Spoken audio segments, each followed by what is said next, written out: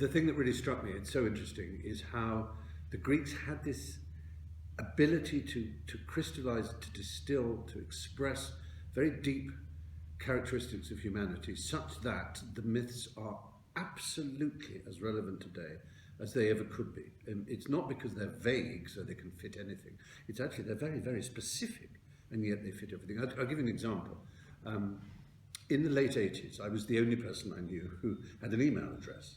The only people I got to know were people all around the world, nerdy people, people at universities, who were beginning to get interested in this idea of a network of networks, which was called the internet. There was no World Wide Web and no web browsers, but slowly the thing began to develop, and the web arrived, and I was telling all my friends, this is going to be great.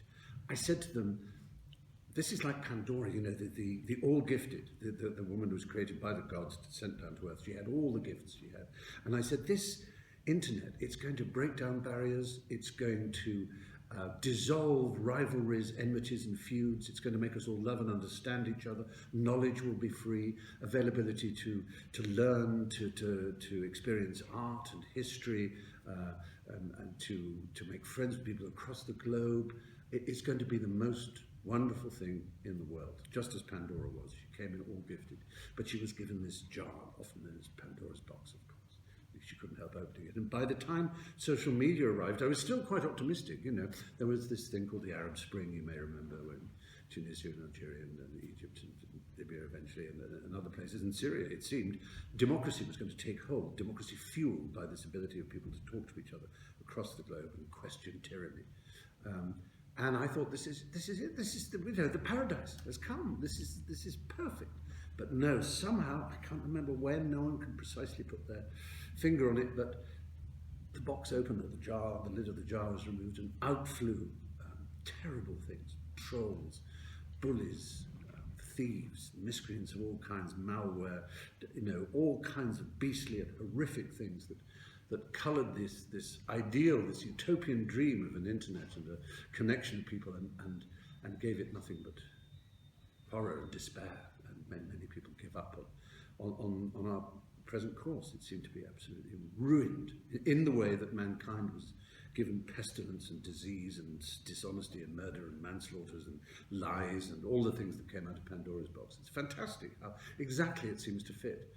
But even more than that, and I think more importantly, one of the things I'm very obsessed with is the future. You probably have to be living in a hole in the Gobi Desert with your ears closed and a blindfold if you haven't been aware of the fact that there is a technological tsunami coming, in which you can stand on the horizon and there are various swells building of convergent technologies that are reaching a really extraordinary state of potentiality. I'm thinking of robotics, obviously, AI, machine learning, deep machine learning, genetics, genomics, gene editing, a thing called CRISPR that can edit genes in the way you edit a movie. I'm not exaggerating, really. Biological augmentation of our parts, brain-machine interfaces, the Internet of Things, as it's called, automation of autonomous machinery, driving and so on.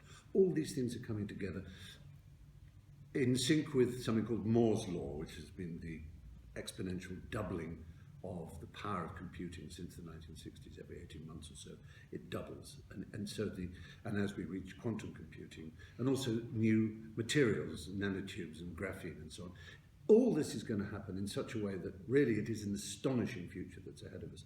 And this is, to me, the astounding irony of it, is that for the first time in our history, for about 100 years or so, since Darwin, we've been obviously aware that there is no intelligent designer who made us, but that this extraordinary, magical, miraculous thing, natural selection, evolution, the sort of Darwinian model, is so clearly true. I mean, things that Darwin had no idea about, like genes, have done nothing but exactly prove everything that he said.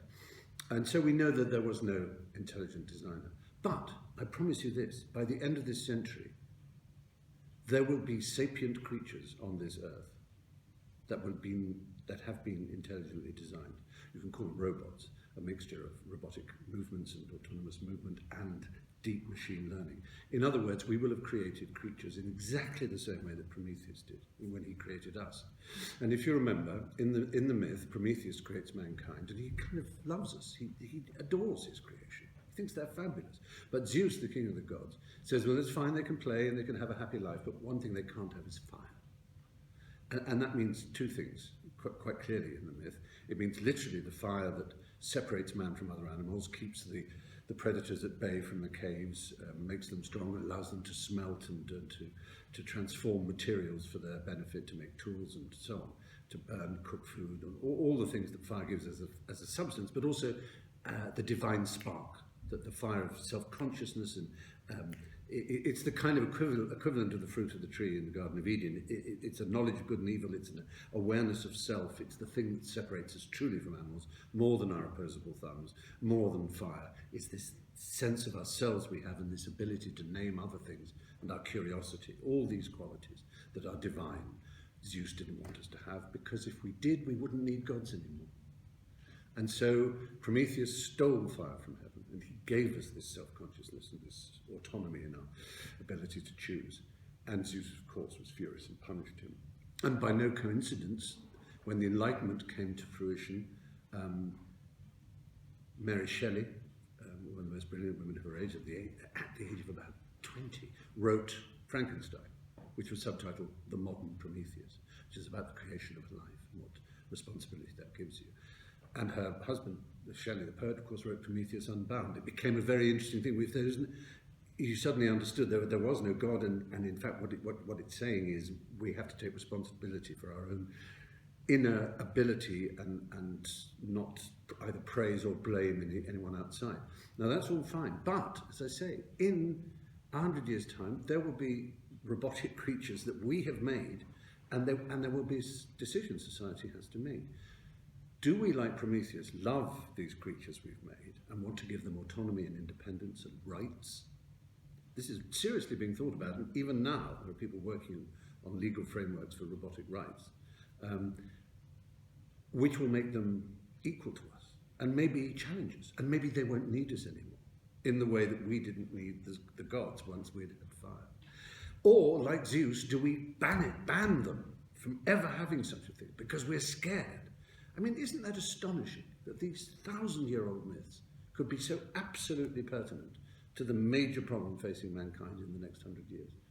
It is astonishing to me, and the myths are full of that. If you take another example, I mean, who hasn't mentioned this personality disorder? You take these wonderful transformation myths, the metamorphoses, as Ovid called them in his version. One of the most famous of which is, of course, the boy who falls in love with his own reflection. Out of pity is turned into a daffodil, a narcissus. And we talk about narcissistic personality disorder now, about how people can only exist when reflected in the eyes of others and only validated by how great people think they are and how unable they are to take criticism, how they bluster and lie and build up a sense of themselves, naming no names. I think we all know that this is a fascinating thing. And of course, Freud took the Oedipus complex and everything else. So, to me, the thrill of these myths is both as stories more than, because I don't in this book say any of the things I've just been saying. I don't interpret for the reader. I think I just want to tell the stories, and I hope that the reader will think, wow, that's a bit like, that reminds me of, goodness, isn't that extraordinary? There's a deep truth buried in there. But I think it's not for me to explain it. I think that's arrogant, really, because it's much more. It's like if you went into an art gallery and the text next to the painting was bigger than the painting, telling you what the painting meant. We'd all be very irritated by that. Now, let me look at this picture, and I'll decide what it means, or even if meaning is the right word to attach to a painting. You know, you look at it and you experience it, you feel it. And I think it's the same with these stories. In some way, yes, you do build a narrative out of it that is consonant with our own experience, but mostly they're just such good tales.